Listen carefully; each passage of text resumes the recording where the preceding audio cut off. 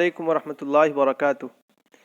اس سے پہلے ہم حریری کو پڑھے تھے اور آج جو ہے کلیلہ و دمنہ ہے، ایک کتاب القصص والحکایات میں کلیلہ و دمنہ کو اور اسی طرح الف لیلہ کو دو کتاب پڑھیں گے ہم لوگ۔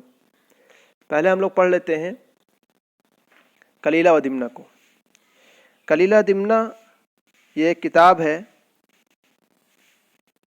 وضعہ فیلسوف ہندی بیدبا لملک الہند دبسلیم۔ جس نے اس کتاب کو لکھا سب سے پہلے اس کا نام کیا ہے؟ بیدبا ہے۔ یہ ایک فلسفی آدمی تھا بیدبا نام کر کے، اور لکھا تھا کس کے لیے؟ دبسلیم کے لیے۔ دبسلیم کون ہے؟ بادشاہ کا نام ہے۔ ٹھیک ہے، اتنی بات تو معلوم ہو کہ قصص اور حکایات میں یہ کتاب کس میں؟ قصص پر ہے۔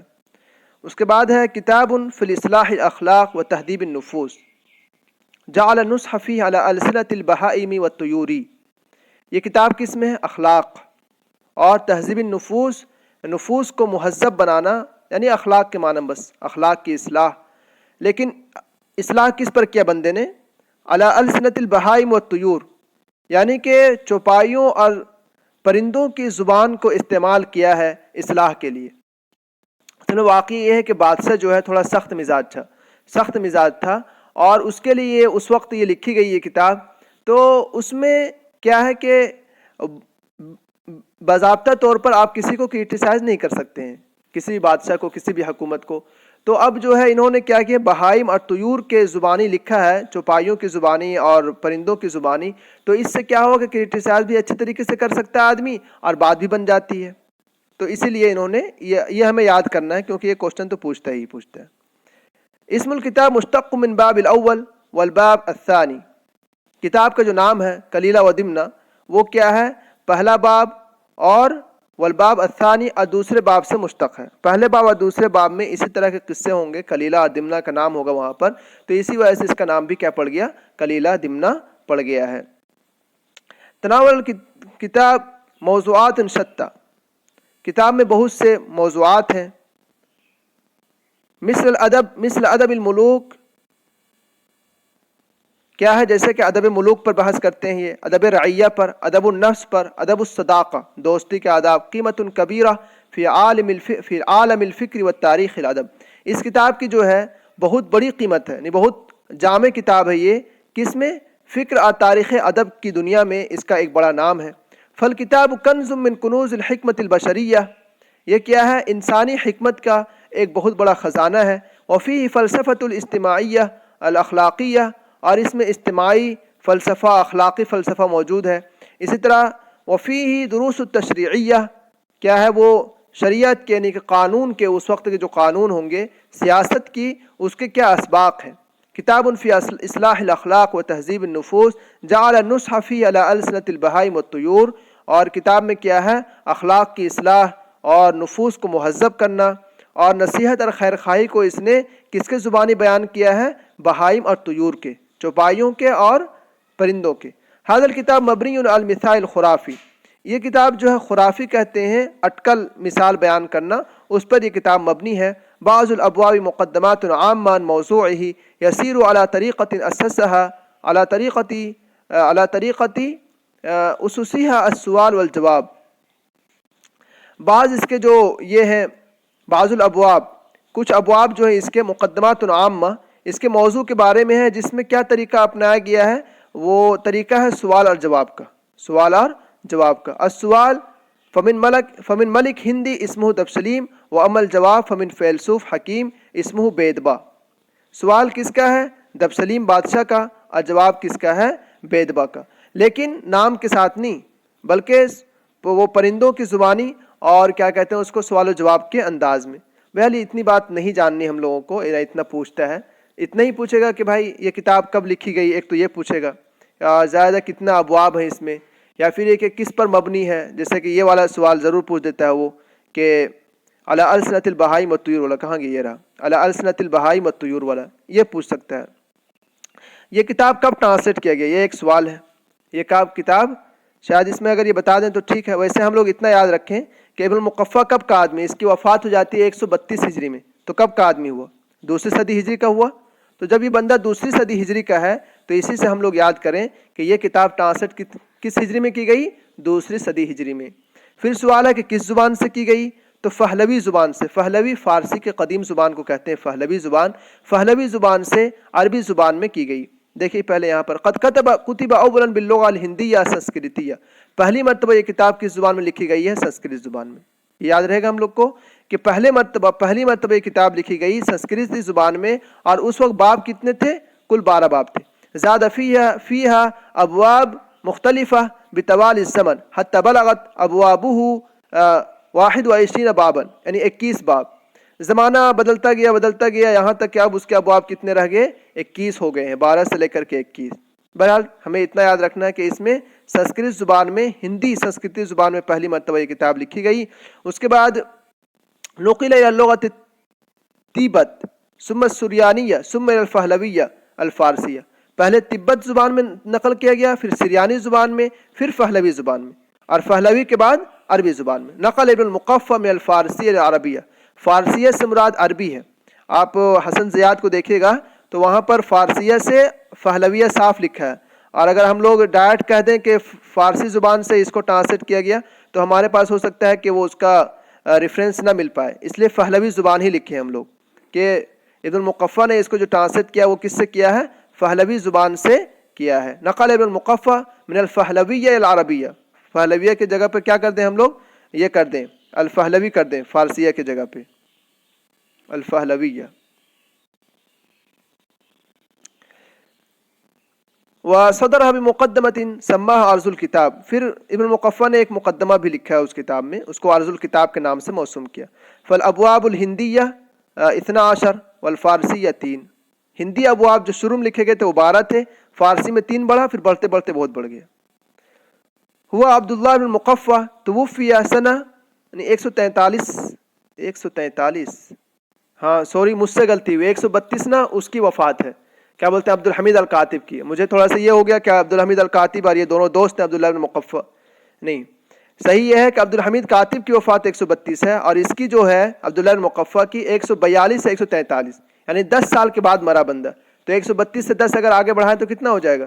142 142 یا 43، صحیح ہے، مجھے یہ غلط یاد تھا۔ عبداللہ بن مقفع کی وفات کب ہوتی ہے؟ 143 ہجری میں۔ وہ بندہ مجوسی تھا، وہ بندہ کیا تھا؟ مجوسی تھا۔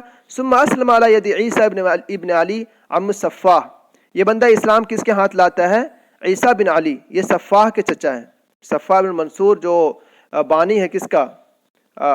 عباسی حکومت کا، تو اس کے چچا کون ہے؟ عیسیٰ بن علی، اس کے ہاتھ پر یہ بندہ اسلام لاتا ہے۔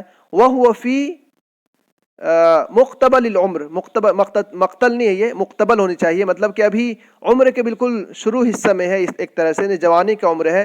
لم يتجاوز 36، یعنی 36 سال سے بھی اس کی عمر زیادہ نہیں ہوئی تھی، اس وقت یہ اسلام لایا تھا۔ عبداللہ بن مقفع کو پڑھنا ہے، اب سلیبس میں بالکل نام کے ساتھ تو نہیں رہ گیا، لیکن چونکہ اس کی کتاب ضرور ہے کلیلہ و دمنہ، تو سوال تو آ ہی سکتا ہے۔ تو کلیلہ دمنہ کب ٹرانسلیٹ کیا گیا تھا عربی زبان میں؟ 2 صدی ہجری میں، اور 2 صدی ہجری میں، اور میلادی اعتبار سے ہم لوگ لکھیں 8ویں صدی ہجری، یعنی القرن الثامن۔ القرن الثامن کس طرح سے؟ میلادی اعتبار سے، اور 2 صدی کس اعتبار سے؟ ہجری اعتبار سے۔ جو ہے اس کو شروع میں اس کو کہتے تھے، ایک کتاب ہے سنسکرتی میں اس کو کہا جاتا تھا پنچتنترا، پنچتنترا، اس کو لکھا ہے اس طرح سے، نہیں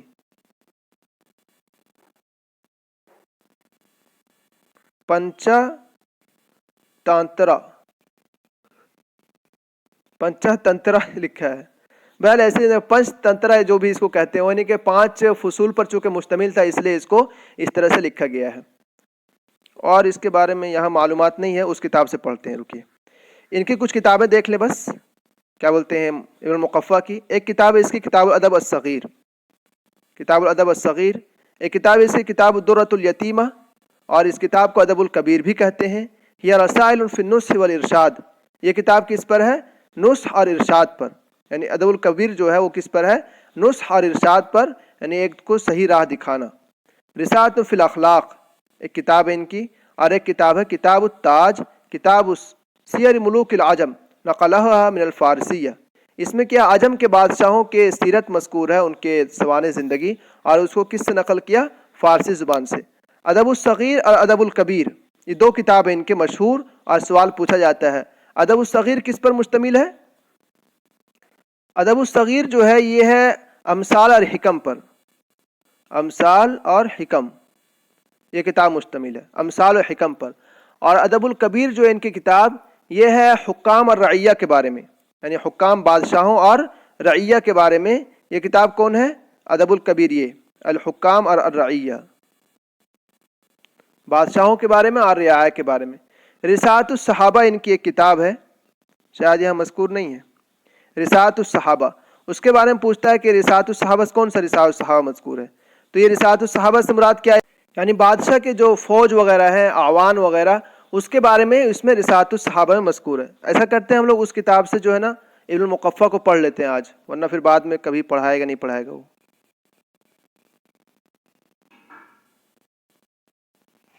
تھوڑا سا پڑھ یہ کتاب پڑھ لیتے ہیں کلیلہ دمنہ کو، اس کے بعد ابن مقفع کو پڑھ لیں گے. کلیلہ دمنہ کتاب یتضمن مجموعۃ من القصص، یہ تو جانتے ہیں ہم لوگ، قصص پر مشتمل ہے. اس کے علاوہ ترجمہ عبداللہ المقفع الی اللغۃ العربیہ فی العصر العباسی، عربی زبان میں کب نقل کیا؟ عصر عباسی میں. ٹھیک ہے، عصر عباسی میں، اور وہ بھی تحدیداً فی القرن الثانی الہجری، ہجری اعتبار سے کتنا؟ دوسری صدی ہجری. للقرن الثامن المیلادی، میلادی اعتبار سے کتنا؟ 8ویں صدی ہجری، 8ویں صدی عیسوی. اتنا ہو گیا. صاغہ باسلوبہ الادبی متصرفا به عن الکتاب الاصلی الفصول الخمسہ بسنسکرتیہ پنتا تنترا. یہ کتاب ہے اصل میں یہ کہ صاغہ باسلوب الادبی، ادبی اسلوب میں اس کو کس کتاب سے نقل کیا؟ اصل کتاب سے، جس میں 5 فصل ہے. سنسکرت میں وہ کتاب تھی اور اس کا نام کیا ہے؟ پنچتا تنترا. اسی زبان سے اس کو نقل کیا یہاں پر. اجمع العدید من الباحثین الکتاب یعود لاصول ہندیہ، بہت سے باحثین کا کہنا ہے، ریسرچ کرنے والوں کا، کہ اس کتاب کی اصل جو ہے ہندی ہے. ٹھیک ہے.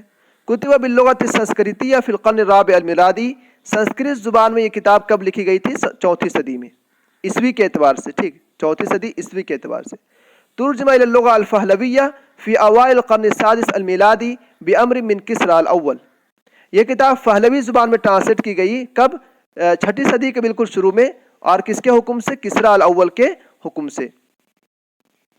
تذکر مقدمۃ الکتاب ان الحکیم الہندی بیدبا قد الفہ لملک الہند دبسلیم، کتاب کے مقدمے میں یہ بات مذکور ہے کہ ہندی حکیم بیدبا نے اس کتاب کو لکھا ہندوستان کے بادشاہ دبسلیم کے لیے. استخدم المصنف الحیواناتی والطیوری، الحیواناتی والطیورا، استخدم المؤلف الحیواناتی والطیورا کشخصیات رئیسیۃ فیہ، مؤلف نے حیوانات اور پرندوں کو شخصیات یعنی بطل کے طور پر یا ایک مکمل انسان کی حیثیت سے اس کو شمار کیا ہے.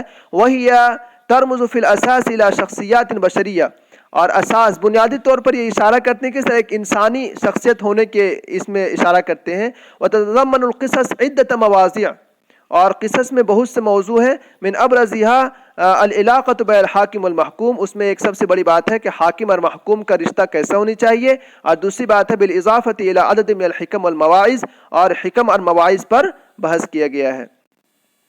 اب یہاں سے ایک پورا ایک کہانی انہوں نے ذکر کیا ہے. حینما علم کسریٰ، جب کسریٰ کو پتہ چلتا ہے، حینما علم کسریٰ فارس، انوشیروان کا بادشاہ، انوشیروان نام ہے اس کا، فارس کے بادشاہ کا، تو اس کو پتہ چلتا ہے تو وہ کیا کہتا ہے؟ بِأَمْرِ الْكِتَابِ وَمَا يَحْتَوِيهُ مِنَ الْمَوَاعِظِ، کتاب کے بارے میں اور جو کچھ اس میں مواعظ وغیرہ اس کے بارے میں پتہ چلتا ہے. تو وہ طبیب برزبہ کو یہ کہتا ہے، وہ طبیب برزبہ اس کا آدمی ہے انوشیروان کا، بِالذَّهَابِ إِلَى بِلَادِ الْهِنْدِ، کہ ہندوستان جاؤ، وَنَسْخِ مَا جَاءَ فِي ذَلِكَ الْكِتَابِ وَنَقْلِ الْفَہلویہ الفارسیہ، اور اس سے کہتا ہے کہ اس کتاب کو جا کر نقل کر دو کہاں؟ پہلوی فارسی زبان میں. یتألف الکتاب من 15 بابا رئیسیا تضم العدید من القصص التي ابطالها من الحیوانات، یہ کتاب میں کل 15 باب ہیں اور قصص ہیں اس میں، اور جس کے ہیرو کون ہیں؟ حیوانات کو اس میں رکھا گیا ہے. من ابرز شخصیات الحیوانات التي يتضمنها الکتاب، اس میں جو حیوانات جن کی سب سے شخصیت، ان حیوانات کی جن کی شخصیت اس کتاب میں سب سے زیادہ ظاہر ہے، کون کون ہے؟ الاسد، ایک تو اسد ہے. الذي يلعب دور الملک، اسد جو ہے بادشاہ کا کردار نبھاتا ہے یہاں پر. اور دوسرا کون ہے؟ خادمہ الثور، اس کا خادم الثور ہوتا ہے، الذی یدعى شطربہ، اس کو کہا جاتا ہے شطربہ، اس نام سے اس کو پکارا جاتا ہے. بالاضافۃ الی اثنین من ابن آوا وہما کلیلہ و دمنہ، دو اور لوگ ہوتے ہیں، وہ کون ہے؟ کلیلہ و دمنہ. یعنی کل 4 لوگوں پر یہ قصہ گھومتا ہے، ایک بادشاہ کا کردار نبھانے والا اسد اور اس کا خادم ثور اور 2 آدمی اور ہیں. كما يتضمن 4 أبواب أخرى جاءت في أولى صفحات الكتاب، هي باب مقدمة الكتاب، وباب بعثة برزوي إلى بلاد الهند، وباب أرز الكتاب ترجمة عبد الله المقفى، وباب برزوي ترجمة برز جمهر بن بختكان. وقد لعبت النسخة العربية من الكتاب دورا رئيسيا مهما في انتشاره ونقله إلى لغات العالم، إما عن طريق النص العربي مباشرة أو عن طريق لغات وسيطة أخذت عن النص العربي. اس میں ہمیں صرف اتنا سے یاد کرنا ہے کہ لعبت النسخۃ العربیہ من الکتاب، یہ جو عربی نسخہ جو ہے اس کتاب کا کلیلہ دمنہ کا، اسی کا سب سے بڑا کردار ہے کس چیز میں؟ فی انتشار، اس کتاب کو پورے دنیا بھر پھیلانے میں، یا اس طرح کے جو ونقلہ الی لغات العالم، اب یہ کتاب دنیا کے تمام زبانوں میں موجود ہے، تو کیسے نقل کی گئی؟ اسی عربی نسخے سے، اما عن طریق النص العربی مباشرتاً، یا تو ڈائریکٹ عربی زبان سے نقل کیا گیا اس کو ادھر، اور عن طریق لغات، یا کسی ایسی زبان سے جو زبان واسطہ، مطلب جو زبان جس زبان میں نقل کیا گیا تھا عربی زبان سے. تو کل ملا کر کے یہاں کچھ باتیں اور آ گئی ہم لوگوں کے لیے. اب ہم لوگ تھوڑا سا پڑھ لیتے ہیں کس کو؟ ابن مقفع کو. کلیلہ دمنہ ابن المقفع یہاں ہمارے سامنے. اس کا پورا نام کیا؟ ابو محمد، اس کی کنیت عبداللہ المقفع نام ہے اس کا. ٹھیک، پہلے اس کا کیا نام تھا؟ ابھی آ جائے گا. اس کا پہلے جو نام تھا اس کا روزبہ نام تھا، روزبہ بن زازوہ. روزبہ جب یہ مجوسی تھا، پھر بعد میں اس نے اپنا نام چینج کر کے عبداللہ رکھ لیا تھا. اس کی پیدائش کیا ہے؟ 106، اور وفات کب ہے؟ 142 ہجری میں. مجھے غلط یاد تھا، میں اس میں غلط بول گیا. تو 132 وہ کون ہے؟ عبد الحمید الکاتب ہے. الفارسی ابن مقفع ابو محمد عبداللہ روزبہ بن زازوہ. یہ روزبہ بن زازوہ جو ہے، روزبہ اس کا پرانا نام ہے. جب یہ مجوسی تھا، جب مسلمان ہوا تو اس نے اپنا نام عبداللہ رکھا، اور کنیت کیا رکھا اس نے؟ ابو محمد رکھا، اور ابن مقفع کے نام سے یہ مشہور ہے. اور ابن مقفع کے نام سے کیوں مشہور ہے؟ اس کی بھی ایک کہانی ہے. مقفع اس کو اس لیے کہتے ہیں کہ اس کا باپ جو ہے وہ حجاج نے اس کو، جو حجاج بن یوسف ہے، اس نے اس کو مقرر کیا تھا کسی کام پر، تو اس نے چوری کے جرم میں وہ پکڑا گیا. تو حجاج نے شاید اس کو اتنا مارا کہ اس کا ہاتھ ٹیڑھا ہو گیا، تو اسی واسطے اس کو کیا کہتے ہیں؟ ابن المقفع کہتے ہیں. شاید اس میں آئے گا، نہیں تو حسن زیات نے ذکر کیا ہے. وہ مفکر فارسی. عبداللہ المقفع کیا ہے؟ فارسی مفکر ہے، لیکن اس کو عربی بھی بہت تگڑی آتی ہے، بلکہ بہت اچھی آتی ہے. ارید مجوسیا لیکنہ اعتنق الاسلام، بلکہ کہا جاتا ہے کہ اگر کلیلہ دمنہ حقیقت میں اگر ثابت ہو جائے کہ اسی کا ٹرانسلیٹ ہے، تو اب تک جو عربی زبان میں اس سے اچھا ٹرانسلیشن نہیں کیا گیا دوسری زبان سے، یعنی اتنے سہل الفاظ میں. تو عربی بھی بہت اچھی آتی ہے. ارید مجوسی لیکنہ اعتنق الاسلام، اس کی پیدائش مجوسی طور پر ہوئی، لیکن یہ بندہ اسلام قبول کیا. یہ ہم لوگ کو یاد کرنا ہے. آثر کل من الخلافۃ الامویہ والعباسیہ، یہ بندہ دونوں زمانہ پاتا ہے، یعنی اموی بھی اور عباسی بھی، دونوں زمانہ یہ پاتا ہے یہ بندہ. درس الفارسیہ وتعلم العربیہ فی کتب الادباء، یہ بندہ فارسی عربی دونوں زبان سیکھ لیتا ہے. اشترک فی سوق المربد، مربد ایک بصرہ میں ایک بازار ہے، وہاں پر یہ شریک ہوتا ہے. نقل من البہلوی العربی کلیلہ و دمنہ، یہ بات ابھی ہم لوگ پڑھیں کہ پہلوی زبان سے عربی زبان میں اس نے نقل کیا ہے. لہو فی الکتب المنقولہ الادب الصغیر والادب الکبیر، منقولہ یعنی کہ اس کے جو وہ کتاب جو چلی آ رہی ہیں ان میں ایک کتاب کون ہے؟ ادب الصغیر ادب الکبیر ہے. اور اس میں کیا ہے؟ فیہ کلام عن السلطان وعلاقتہ بالرعیہ وعلاقۃ الرعیۃ بہ، اس میں کیا بات ہے؟ بادشاہ کے بارے میں، وعلاقتہ بالرعیہ، اور کیا بولتے ہیں رعایت سے اس کا کیا اخلاق ہونی چاہیے، اور رعیہ کا کیا اخلاق ہونی چاہیے بادشاہ سے. والادب الصغیر، اور ایک کتاب اس کے ادب الصغیر ہے، تو اس میں کیا بیان ہے؟ تہذیب النفس و ترویضها الاعمال الصالحہ، کہ کس طرح سے انسان نفس کو اچھا کر سکتا ہے اور اس کو اچھے کام پر ابھار سکتا ہے. یہ ہمیں دونوں یاد کرنا ہے. ٹھیک، دونوں یاد کرنا، دونوں کام کا ہے. ادب الکبیر میں کیا بیان ہے کہ بادشاہ کے بارے میں، اور بادشاہ کا رعیہ کے ساتھ کیا اخلاق ہونی چاہیے، اور رعیہ کا بادشاہ کے ساتھ. ادب الصغیر میں تہذیب النفس پر بیان ہے یعنی کس طرح ایک انسان اچھی طرح سے اپنے آپ کو یہ کر سکتا ہے امثال اور حکم کے ذریعے، یعنی بہت زیادہ امثال بیان کرتے ہیں اور حکم بیان کرتے ہیں وہ، تو اس حکمت کے ذریعے انسان اپنے آپ کو اچھے کام پر ابھار سکتا ہے۔ من اعمال ایضا مقدمۃ کلیلہ دمنہ، اس نے جو ہے کلیلہ دمنہ کا مقدمہ بھی لکھا ہے۔ ولد فی قریۃ بفارس اسمها جور، فارس کے ایک گاؤں میں پیدا ہوتا ہے، اس کا گاؤں کا نام کیا ہے؟ جور ہے، اس گاؤں کا نام کیا ہے؟ جور ہے۔ لما اسلم تسمى بعبد اللہ و تکنى بابی محمد، جب یہ بندہ اسلام لاتا ہے تو اس کا نام عبداللہ رکھا گیا اور اس کی کنیت ابو محمد رکھی گئی۔ لقب والد بالمقفى، اس کے والد کا جو ہے مقفع لقب، لقب والد بالمقفى، اس کے والد کا لقب مقفع ہے، کیوں؟ لأنه اتهم بمد يده، اس لیے کہ اپنے ہاتھ کو پھیلانے، مطلب کہ وسرق من اموال المسلمین والدعوۃ الاسلامیہ، اور مسلمانوں کے مال کے چرانے کے جرم میں پکڑا گیا یا متہم کیا گیا۔ لذا نقل به الحجاج بن یوسف الثقفی نقلا، اس لیے حجاج بن یوسف نے اس کو سبق سکھایا۔ وعاقبہ فضربہ علی اصابع یدیہ حتی تشنجتا، اس کے انگلیوں پر اتنا مارا کہ وہ کیا ہو گیا ہوگا؟ ٹیڑھا ہو گیا، یا کیا ہو گیا؟ پھول گیا ہوگا کچھ بھی، اسی وجہ سے اس کا نام کیا ہے؟ مقفع پڑ گیا ہے۔ نشأ ابن المقفع المجوسیہ المذہب المانویہ، یہ بندہ جو ہے مجوسی مذہب پر پلا بڑھا، اور مجوسی میں بھی مذہب کون؟ مانویہ پر۔ اسلم علی ید عیسیٰ بن علی، یہ ہم لوگ پڑھ چکے، عیسیٰ بن علی کے ہاتھوں یہ بندہ مسلمان ہوا ہے۔ تتکون ثقافت من مزیت من ثلاثت جوانب، العربیہ الفارسیہ الیونانیہ، تین اس کو ثقافت آتے ہیں، عربی بھی جانتا ہے بہت اچھے سے، اس کی ثقافت کو بھی، فارسی کو بھی، یونانی کو بھی۔ اول ما یعرف من حیات ابن المقفع انہ ولى الکتاب لداؤد بن عمر ابن حبیرہ فی الدولۃ الامویہ، سب سے پہلے بندہ کس کے پاس کام کرتا ہے؟ داؤد بن حبیرہ کے پاس کام کرتا ہے، اور یہ کب کی بات ہے؟ اموی حکومت کی بات ہے۔ اس کے بعد قول ابن المقفع، ابن المقفع کا ایک قول ہے، الدنیا دول فما کان لک منها اتاک علی ضعفک، دنیا کیا ہے؟ ایک ڈول کی طرح ہے، فما کان لک منها، اس میں جو تمہارے فائدے کی چیز ہے تمہارے لیے ہوگا تمہاری مقدر میں، اتاک علی ضعفک، تو تمہارے کمزوری کے باوجود بھی تمہارے پاس آ کر کے رہے گا، وما کان علیک، اور اگر تمہارے خلاف ہے کوئی چیز ہونی ہے اگر، لم تدفعه بقوتک، تو تم اپنی طاقت سے اس کو دفع بھی نہیں کر سکتے ہو، یہ اس کا قول ہے۔ قلیل دمنہ هو کتاب من وضع اہل الہند، اہل ہند کے وضع کردہ ایک کتاب ہے۔ ثم ترجم الى الفہلویہ الفارسیہ القدیمہ، قدیم فارسی زبان میں پہلوی زبان میں ٹرانسلیٹ کیا گیا۔ ثم ترجمہ ابن المقفع الى العربیہ، پھر ابن المقفع نے اس کو عربی زبان میں ٹرانسلیٹ کیا۔ وہی موضوع علی السنۃ الحیوانات، اور یہ کیا ہے؟ حیوانات کی زبان پر یہ موضوع رکھا گیا ہے۔ والغایۃ منہ الاصلاح الاجتماعی والسیاسی، وضعہ فیلسوف ہندی بیدبا، یہ باتیں اوپر گزر چکی۔ ادب الکبیر میں کیا بیان ہے؟ یہاں بتا رہے ادب الکبیر، والمراد بالادب ہنا ادب النفس، یہاں کیا مراد ہے؟ ادب النفس مراد ہے۔ وهذا الكتاب يبحث في السلطان وآدابه وفي الصداقة ومعاملة الأصدقاء وآدابهم، بادشاہ کے کیا آداب ہو سکتے ہیں اور اس کے رعیہ کے ساتھ کیا ہو سکتا ہے وہ بتایا ہے۔